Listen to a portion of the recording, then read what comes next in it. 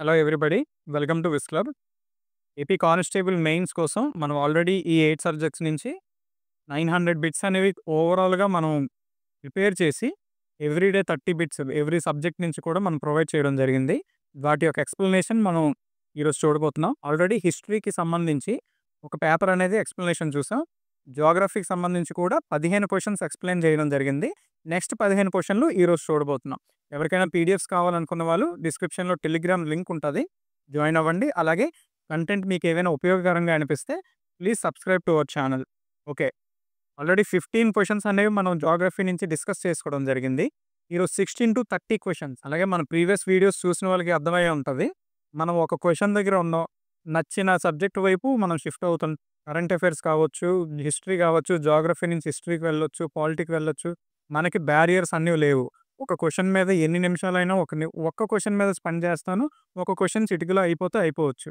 మనకి నచ్చినట్టు ఉపయోగకరంగా నచ్చినట్టు అంటే ఎగ్జామ్‌కి ఉపయోగకరంగా ఏదైతే ఈ క్వెషన్‌ని బేస్ చేసుకొని ఉన్నాయో around the subject total cover చేయడానికి ప్లాన్ చేస్తున్నాను. ఈ వీడియోస్ మీకు కంపల్సరీ మెయిన్స్‌కి 200% ఉపయోగకరంగా ఉంటది. కాబట్టి స్కిప్ చేయకుండా ప్రతి వీడియోను చూసి ఒక రివిజన్ చేసుకునేటట్టు మీరు చదివిన సబ్జెక్ట్‌ని ఈ క్వెషన్‌తో రిలేట్ చేసుకొని కూడా రివిజన్ చేయండి. Okay.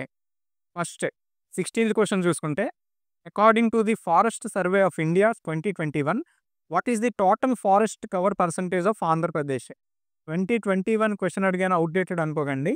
2021 ఎందుకొచ్చిందంటే forest Survey of India ఏదైతే సర్వే చేస్తుందో అది 2 ఇయర్స్‌కి ఒకసారి వస్తదనమాట. 2 ఇయర్స్‌కి ఒకసారి వచ్చింది కాబట్టి లాస్ట్ సారి మనకి 2021 తర్వాత 2023లో మనకి డిసెంబర్‌లో రీసెంట్‌గా రిపోర్ట్ రిలీజ్ చేయడం జరిగింది. ఆ రిపోర్ట్ గురించి కూడా మాట్లాడదాం. అయితే ఇక్కడ అడిగినట్టు 2021కి సంబంధించి ఆంధ్రప్రదేశ్‌లో ఫారెస్ట్ కవర్ ఎంతుంది అని అడిగితే ఆన్సర్ 18.23%. ఇది ఆంధ్రప్రదేశ్ యొక్క ఫారెస్ట్ కవర్. అయితే ఇప్పుడు 2021 యొక్క రిపోర్ట్ మనం చూసాం. ఫారెస్ట్ సర్వే ఆఫ్ ఇండియా ఏ రిపోర్ట్‌ని రిలీజ్ చేస్తుందంటే ఐఎస్ఎఫ్ఆర్. ఐఎస్ఎఫ్ఆర్ ఇదేంటంటే Indian State Forest Report. Indian State Forest Report. ఇది ఎఫ్ఎస్ఐ రిలీజ్ చేస్తది మనకి. ఎఫ్ఎస్ఐ అంటే ఫారెస్ట్ సర్వే ఆఫ్ ఇండియా. ఈ ఐఎస్ఎఫ్ఆర్ ప్రతి 2 సంవత్సరాలకి ఒకసారి మనకి రిపోర్ట్ అనేది రిలీజ్ చేస్తది. ఏదైనా ఒక రిపోర్ట్ గాని, ఈవెంట్ గాని 2 సంవత్సరాలకు ఒకసారి వస్తుంది, జరుగుతుంది అనుకోండి. దాన్ని మనం ఏమంటామంటే బైఎన్నియల్. బైఎన్నియల్. బైఎన్నియల్ అంటే హ్యాపెనింగ్ వన్స్ ఎవ్రీ 2 ఇయర్స్ అనమాట. ఏదో 2 సంవత్సరాలకు ఒకసారి జరిగే ఈవెంట్ ఏదైనా ఉంటే దాన్ని బైఎన్నియల్ అంటారు. ఇంగ్లీష్‌తో కంపేర్ చేసుకోవచ్చు. లేదా స్పెల్లింగ్స్‌తో కంపేర్ చేసుకోవచ్చు. మీకు ఏదైనా ఇంగ్లీష్‌లో స్పెల్లింగ్ దీని మీద ఇస్తే మీరు ఈ స్పెల్లింగ్‌ని కూడా గుర్తుపెట్టుకొని వాడుకోవచ్చు. ఇలా మనం ప్రతిదాన్ని కూడా రిలేట్ చేసుకొని మాట్లాడుకుందాం. అయితే బైఎన్నియల్ అంటే ప్రతి 2 ఇయర్స్‌కి ఒకసారి రిలీజ్ చేసే రిపోర్ట్‌ని బైఎన్నియల్ రిపోర్ట్ అంటారు. ఐఎస్ఎఫ్ఆర్ కూడా మనకి బైఎన్నియల్ రిపోర్ట్. దేని మీదంటే ఫారెస్ట్ కవర్ ఎంతుంది? ట్రీ కవర్ ఎంతుంది? టోటల్ ఇండియాలో భారతదేశంలో అడవులు ఎంతవరకు విస్తీర్ణించున్నాయి? ఎంత శాతం విస్తీర్ణించున్నాయి? ట్రీ కవర్ ఎంతుంది? వీటి మీద forest Survey of India ISFR report అనేది రిలీజ్ చేయడం జరుగుతుంది. ఐఎస్ఎఫ్ఆర్ అంటే మీకు ఆల్రెడీ చెప్పాను. మనకి మెయిన్స్ ఎగ్జామ్‌లో ఎప్రివేషన్స్ కూడా అడుగుతున్నాడు మీరు గమనించండి. ఎప్రివేషన్స్ కూడా మనకి ఇంపార్టెంట్. ఐఎస్ఎఫ్ఆర్ అంటే Indian State Forest Report. Indian State Forest Report. ఇది ఎవరు రిలీజ్ చేస్తారంటే ఫారెస్ట్ సర్వే ఆఫ్ ఇండియా. అయితే ఈ ఫారెస్ట్ సర్వే ఆఫ్ ఇండియా ఏదైతే ఉందో ఇది ఏ మినిస్ట్రీ కింద పనిచేస్తదని మనం చూడాలి. ఫారెస్ట్ సర్వే ఆఫ్ ఇండియా అంటే ఇదొక మినిస్ట్రీ కాదు. ఇది Ministry of Environment, Forest and Climate Change. Ministry of Environment, Forest and Climate Change. ఈ మినిస్ట్రీ కింద ఎఫ్ఎస్ఐ మనకి పనిచేయడం జరుగుతుంది. అయితే ఈ Ministry of Environment, Forest and Climate చేంజ్‌కి మినిస్టర్‌గా ఎవరున్నారంటే భూపేందర్ యాదవ్. భూపేందర్ యాదవ్. ఈ భూపేందర్ యాదవ్ అనే పర్సన్ మనకి Minister of Environment, Forest and Climate Change. దీన్ని కూడా గుర్తుపెట్టుకోండి. దీనికి మినిస్టర్‌గా ఉన్నాడు. ఈ మినిస్ట్రీ అండర్‌లోనే ఫారెస్ట్ సర్వే ఆఫ్ ఇండియా అనేది ఒక ఆర్గనైజేషన్ పనిచేస్తది. ఇది రిలీజ్ చేసే రిపోర్టే మనం Indian States Forest Report ISFR అని మనం ఆల్రెడీ చూసుకున్నాం. ఈ ఐఎస్ఎఫ్ఆర్ రిలీజ్ చేసే రిపోర్ట్ 2021లో ఆంధ్రప్రదేశ్ యొక్క అటవీ విస్తీర్ణ శాతం ఎంత ఉందంటే 18.23%. ఇది ఎప్పుడుది 2021లో. ప్రతి 2 సంవత్సరాలకు ఒకసారి రిలీజ్ చేస్తదన్ అంటే ఇప్పుడు 2023లో కూడా మనకొక రిపోర్ట్ రావడం జరిగింది. 2023లో వచ్చిన రిపోర్ట్ ఎన్నో రిపోర్ట్ అంటే 18వ రిపోర్ట్ మనకి 2023లో రిలీజ్ చేశారు. 18వ report ISFR Indian State Forest Report 18వ రిపోర్ట్ రిలీజ్ అయింది కదా! ఎప్పుడంటే 2023లో. దీని ప్రకారం టోటల్ ఇండియాలో ఫారెస్ట్ అండ్ ట్రీ కవర్ ఎంతుందంటే 25.17% మనకి ఫారెస్ట్ అండ్ ట్రీ కవర్ ఉంది. ఇందులో ఫారెస్ట్ కవర్ ఎంతవరకు ఉందంటే అడవుల విస్తీర్ణం 21.76% ఉంది. అలానే ట్రీ కవర్ ఎంత ఉందంటే 3.41%. 3.41%. ఇది ఎందులో అంటే ఐఎస్ఎఫ్ఆర్ రిలీజ్ చేసిన 2023 రిపోర్ట్. 23 అయితే ఇది టోటల్ ఇండియాకి సంబంధించిన ఫారెస్ట్ అండ్ ట్రీ కవర్ ఎంతంటే 25.17%. అయితే మనం చూసుకున్నట్టు 2023లో రిలీజ్ చేసిన రిపోర్ట్‌లో టోటల్ ఇండియా యొక్క ఫారెస్ట్ అండ్ ట్రీ కవర్ ఎంతుందంటే 25.17%.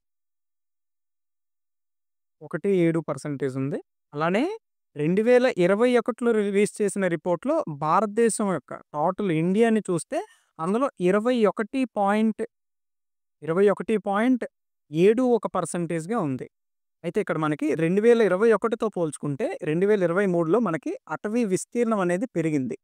ఫారెస్ట్ కవర్ ఎక్కువగా ఉన్న, అటవీ శాతం ఎక్కువగా ఉండే టాప్ 3 స్టేట్స్ ఏంటంటే, 1 మధ్యప్రదేశ్.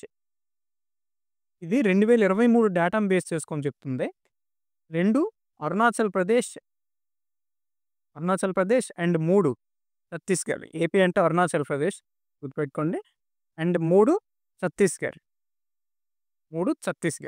1 ఎంపీ, 2 అరుణాచల్ ప్రదేశ్, 3 ఛత్తీస్‌గఢ్. ఈ 3 కూడా భారతదేశంలోనే అత్యధిక అటవీ విస్తీర్ణం ఉన్న స్టేట్లు ఇయి. ఈ 3 అత్యధికమైన అటవీ విస్తీర్ణత ఏ స్టేట్‌లో ఉందంటే మధ్యప్రదేశ్. ఇది జియోగ్రఫికల్ ఏరియాని బేస్ చేసుకొని చెప్తున్న లెక్కలు. పర్సెంటేజ్ వైస్‌గా మనకు లెక్కలు మారుతాయి. అది మనం డీప్ అనాలిసిస్ చేసేటప్పుడు ఐఎస్ఎఫ్ఆర్ రిపోర్ట్ చదువుకున్నప్పుడు అంత డీప్‌గా మనకు కావాల్సొస్తది. ప్రస్తుతానికైతే భారతదేశంలో అటవీ విస్తీర్ణం జియోగ్రఫికల్ ఏరియా పరంగా చూస్తే, ఏరియా వైస్ చూస్తే అత్యధికంగా అటవీ విస్తీర్ణం ఉన్న రాష్ట్రం ఏదంటే మధ్యప్రదేశ్. ఇది మన లేటెస్ట్ రిపోర్ట్. ఇప్పుడు ఆంధ్రప్రదేశ్‌లో ఎంత percentage of forest and tree cover 2 కలుపుకొని ఎంత పర్సెంట్ ఉందంటే 21.74% ఉంది. 21.74 ఫారెస్ట్ ప్లస్ ట్రీ కవర్ 2 కలిపి కూడా. ఎక్కడంటే ఆంధ్రప్రదేశ్‌లో లేటెస్ట్ రిపోర్ట్స్ ప్రకారం. అయితే లాస్ట్ టైం కన్నా ఇప్పుడు మనకి స్లైట్‌గా ఫారెస్ట్ కవర్‌లో డిప్ అనేది కనిపించింది. 138.66 స్క్వేర్ కిలోమీటర్స్ మనకి ఫారెస్ట్ కవర్ అనేది తగ్గడం జరిగింది. ఇది గమనార్హం. 138.66 స్క్వేర్ కిలోమీటర్స్ మనకి ఫారెస్ట్ కవర్‌లో డిప్ అనేది కనిపించింది. ఇది గమనించండి. అలానే overall forest and tree cover ఆంధ్రప్రదేశ్‌లో ఇది కొంచెం ఇంపార్టెంట్, గుర్తుపెట్టుకోవడానికి ట్రై చేయండి. ఆంధ్రప్రదేశ్‌ని బేస్ చేసుకొని మనం ఆంధ్రప్రదేశ్ ఎగ్జామ్ కాబట్టి 21.74% అనేది మనకి overall forest and tree cover latest report ప్రకారం. 17th క్వెషన్ చూసుకుందాం. 17th క్వెషన్ చూస్తే the Badami caves were situated in which state of India? Badami గుహలు ఏ స్టేట్‌లో ఉన్నాయి అని అడిగాడు. ఆన్సర్ కర్ణాటక. అలానే మిగిలిన 3 ఆప్షన్స్ కోసం కూడా ఇంపార్టెంట్ 3 స్టేట్స్ ఇచ్చాడు కదా! 3 స్టేట్స్‌లో కూడా ఏవైనా వేరే ఇంపార్టెంట్ కేవ్స్ ఏవైనా ఉన్నాయేమో చూద్దాం. ఆంధ్రప్రదేశ్‌లో చూసుకుంటే బెలూమ్ గుహలు మనకి ఫేమస్ ఇది. బెలూమ్ కేవ్స్. బెలూమ్ గుహలు. ఇయి ఎక్కడున్నాయంటే మనకు ఆల్రెడీ ఈ బెలూమ్ గుహలు అనే దాని మీద ప్రీవియస్‌గా జరిగిన 2019 మెయిన్స్‌లో మనకి బిట్ వచ్చింది. అది ఏ డిస్ట్రిక్ట్ అని అడిగాడు. కర్నూలు డిస్ట్రిక్ట్‌లో మనకి బెలూమ్ గుహలు అనేవి ఉండడం జరిగింది. కర్నూలు డిస్ట్రిక్ట్. ఇప్పుడు డిస్ట్రిక్ట్స్‌లో నాకు తెలిసి నంద్యాల అయ్యుండొచ్చు. ఇప్పుడు నంద్యాల డిస్ట్రిక్ట్‌లో బెలూమ్ గుహలు అనేవి సిట్యుయేటెడ్. ఇది ఆంధ్రప్రదేశ్‌లో బెలూమ్ గుహలు ఫేమస్ అనమాట. నెక్స్ట్ ఇంకా వేరే మహారాష్ట్రలో చూసుకుంటే అజంతా అండ్ ఎల్లోరా కేవ్స్ ఉన్నాయి. అజంతా అండ్ ఎల్లోరా కేవ్స్ మనందరికీ తెలుసు. Ajanta and Ellora caves. Ajanta, Ellora caves కాకుండా ఇక్కడే మనకి ఎలిఫెంటా కేవ్స్ కూడా ఉన్నాయి.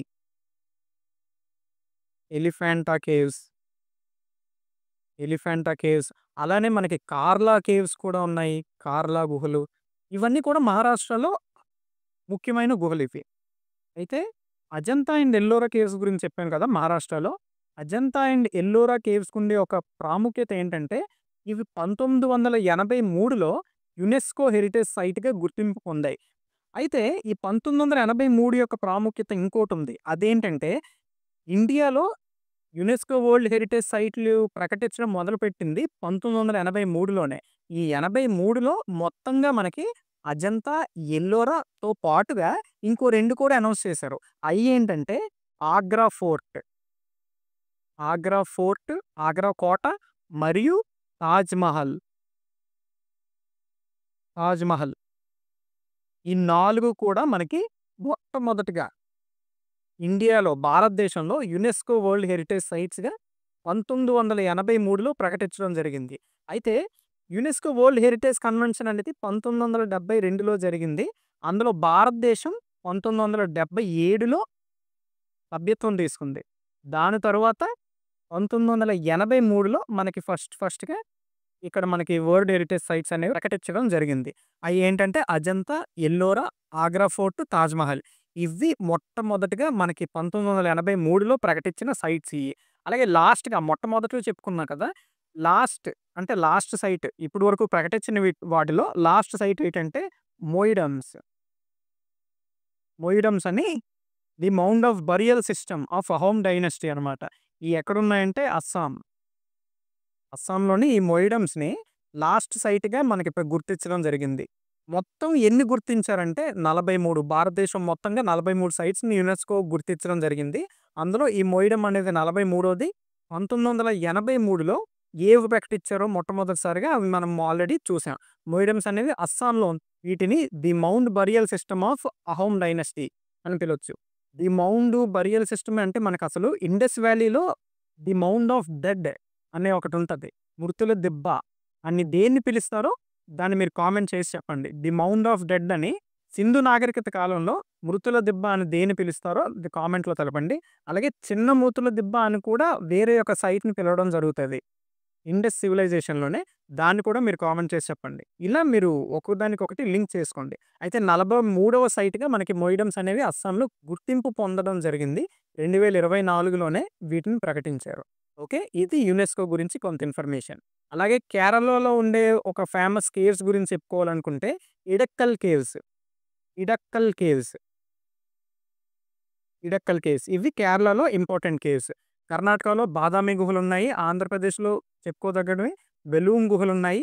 మహారాష్ట్రలో అజంతా, ఎల్లోరా, ఎలిఫెంటా అండ్ కార్లా కేవ్స్ ఇలా చాలా ఉన్నాయి. కేరళలో ఇడక్కల్ కేవ్స్. వీటిని గుర్తుపెట్టుకోండి. నెక్స్ట్ చూసుకుంటే match the following crops with their respective seasons. పంటలిచ్చాడు. వాటి సీజన్స్‌తో మ్యాచ్ చేయమన్నాడు. కార్న్ చూసుకుంటే కార్న్ లేదా మెయిజ్ అంటారు. మొక్కజొన్న. ఈ కార్న్ అనేది ఏ సీజన్‌లో ఎక్కువ పండుతది అని చూసుకుంటే ఖరీఫ్ సీజన్‌లో ఎక్కువగా పండుతది. కార్న్ అనేది ఖరీఫ్ సీజన్‌లో పండుతది. గ్రౌండ్ నట్ అనేది కూడా ఖరీఫ్ సీజన్‌లోనే 90% ఆఫ్ ది గ్రౌండ్ నట్ అనేది మనకి ఎక్కువగా పండుతది. అండ్ రబీలో కూడా పండుతది. కాకపోతే 90% మనకి ఖరీఫ్ సీజన్‌లో పండుతది. అలానే పల్సెస్ చూసుకుంటే ఎక్కువ శాతం మనకి రబీ సీజన్‌లో పండుతాయి. ఖరీఫ్‌లో కూడా పండుతాయి. కాకపోతే ఎక్కువ శాతం పల్సెస్ అనేవి మనకి రబీ సీజన్‌లో పండుతాయి. అండ్ మస్టర్డ్ చూసుకుంటే రబీ సీజన్‌లోనే పండుతాయి. ఒకటి option C.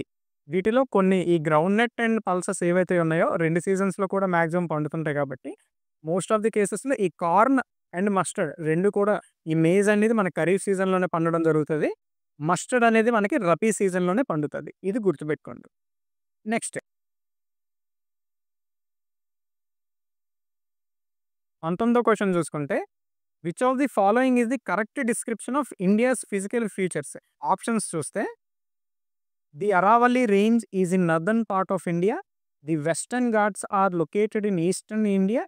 The Nilgiri hills are located in southern India. The Sulaiman and Kirthar ranges are located in eastern region of India అని అడిగాడు.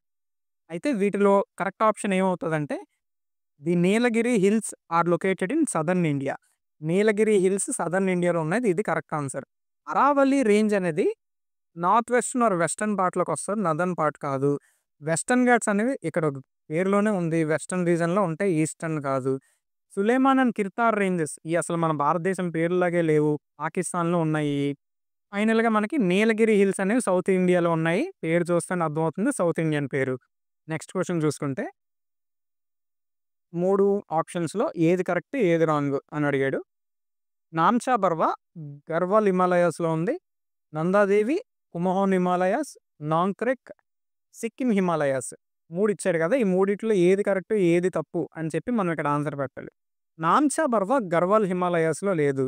ఇది అరుణాచల్ హిమాలయాస్‌లో ఉంటది. నామ్చా బర్వా అనేది అరుణాచల్ ప్రదేశ్‌లో ఉంటది. నందాదేవి కుమోన్ హిమాలయాస్. ఓకే. ఇది కరెక్ట్ ఇది. కుమోన్‌తో పాటు గర్వాల్ హిమాలయాస్‌లో కూడా నందాదేవి ఉంటది. నెక్స్ట్ నాంక్రెక్ చూసుకుంటే సిక్కిం హిమాలయాస్ అన్నాడు. నాంక్రెక్ అనేది మేఘాలయలో ఉంటది. మేఘాలయ. కాబట్టి నాంక్రెక్ తప్పు, నామ్చా బర్వా తప్పు. నందాదేవి మనకి కరెక్ట్ ఆన్సర్ అవుతది. కాబట్టి option 2 only correct. Next question చూసుకుంటే NH7 or 47 does not run through which of the following state? Already ఇది ఏపీ పీసీలో అడిగారు ఈ క్వెషన్‌ని. నేషనల్ హైవే 44 ఈ కింద ఇచ్చిన స్టేట్స్‌లో ఏ స్టేట్ గుండా ప్రయాణించదు అని అడిగాడు. ఇందులో కరెక్ట్ ఆన్సర్ ఏమవుతదంటే కేరళ. నేషనల్ హైవే 44నే ఎందుకు అడిగారు? ఇన్ని హైవేస్ ఉన్నప్పుడు 44 మీద ఎందుకు దృష్టి ఉందంటే, ఇదే longest highway. Longest national highway. ఇదే లాంగెస్ట్ ఎన్‌హెచ్ అనమాట.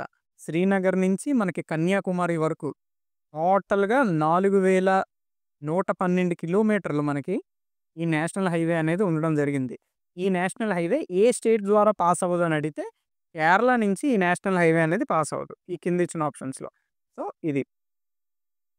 Next question. Which of the following seasons is known for the cultivation of kharif crops in India అని అడిగాడు. దీనికి ఆన్సర్ ఏదవుతదంటే మాన్సూన్ సీజన్.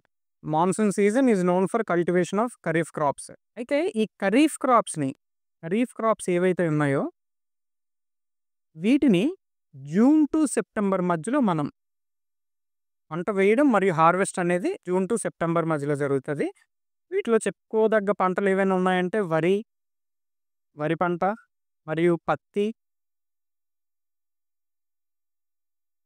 అలానే మొక్కజొన్న. ఇవి వీటిలో చెప్పుకోదగ్గ పంటలు. అండ్ ఇంకొకటి చూస్తే రబీ మనకి అక్టోబర్ టు జాన్యురీ వీటి మధ్యలో సాగు చేయడం జరుగుతది. వీటిలో చెప్పుకోదగ్గ పంటలు ఏమైనా ఉన్నాయంటే అది